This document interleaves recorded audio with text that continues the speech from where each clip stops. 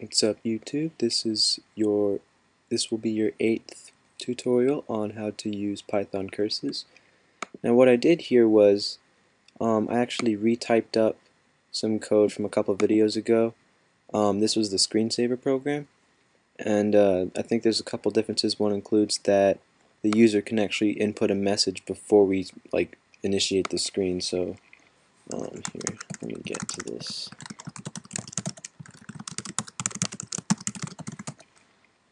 So the one difference I made is before we call the screen, I made it so that the user can actually put in whatever message they want, and then we have the screensaver that goes up and down like that.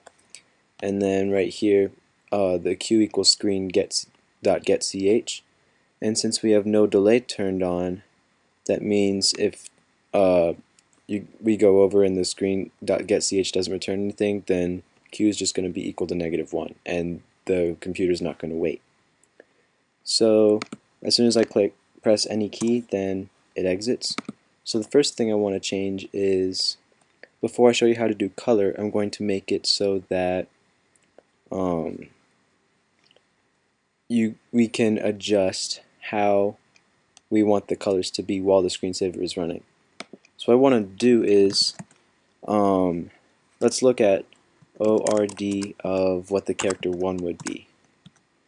So if we type in 1, then Q is going to be 49 according to getch. If we type in 2, it's 50. If we type in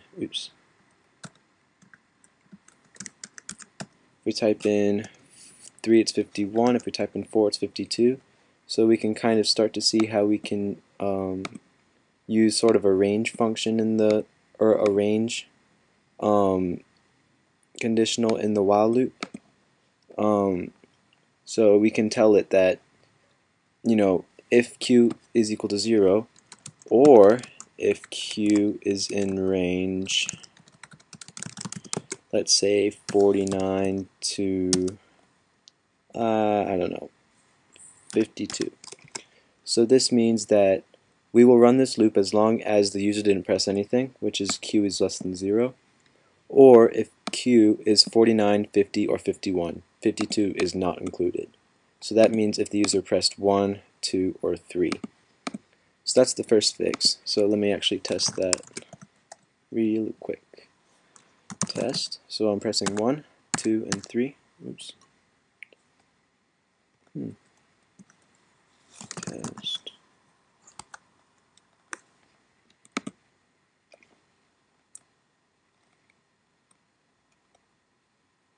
Oh, I didn't save it. That's why. Test 1, nothing happens. 2, nothing happens. 3, nothing happens. And if I press 4, then we quit.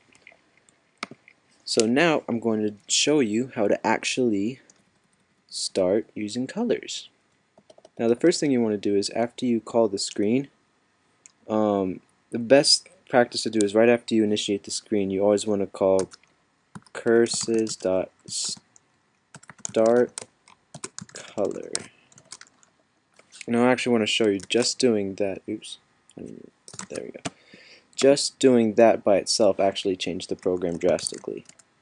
Now you'll notice the default is black, and that the default text color is white. And that's because, this kind of module was meant to be used on a Linux terminal or something, and by default it's black. So there's kind of nothing you can do about that if you prefer it the other way around. But I think it's totally worth it if you want your programs to have different colors in them. Now let's see what we can do. The next thing we can do is we're going to initiate a color pair.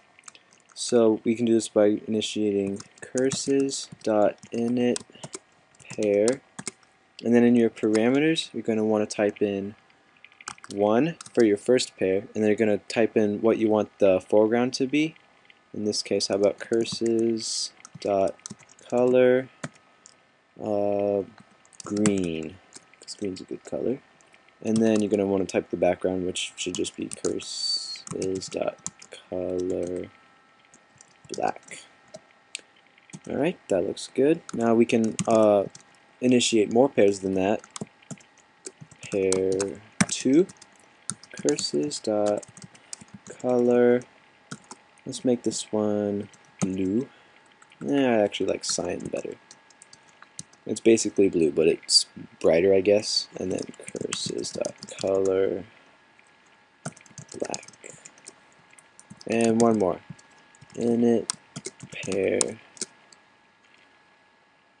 3 curses dot color. How about red? And curses dot color black. So let's see.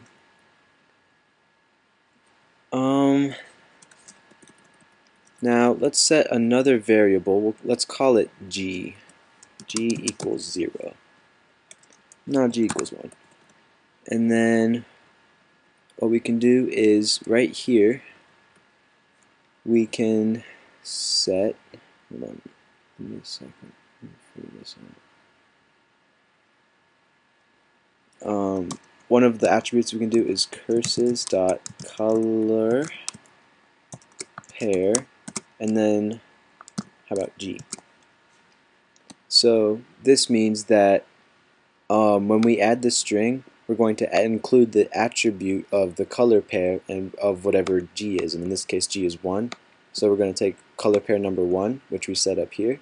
So it's going to be green with a black background, so it's just going to be green text. And let's say, and what we can do is we can actually change G around so we can change different colors. So, okay, let's see. If Q in range 49, 52, so that means if Q is equal to 1, 2, or 3, or that means the user pressed in 1, 2, or 3, then G equals CHR of Q. And what CHR does is it's basically the ORD function in reverse. Let me show you that. So ORD of, let's say, T or something like that is 116. And then CHR of 116 is T. So we can just get the reverse of that. But since the CHR returns a string, we're going to have to say int of CHR of Q. Now let's test it out. Hopefully it should work, and hopefully it should be awesome. Colors. And now it's green. I pressed 1, now I press 2 and it's cyan. Now I press 3 and it's red. And now I pressed 1 and it's back to green. And that will be all for this tutorial. I hope you enjoyed. Thanks for watching, and I will see you next time.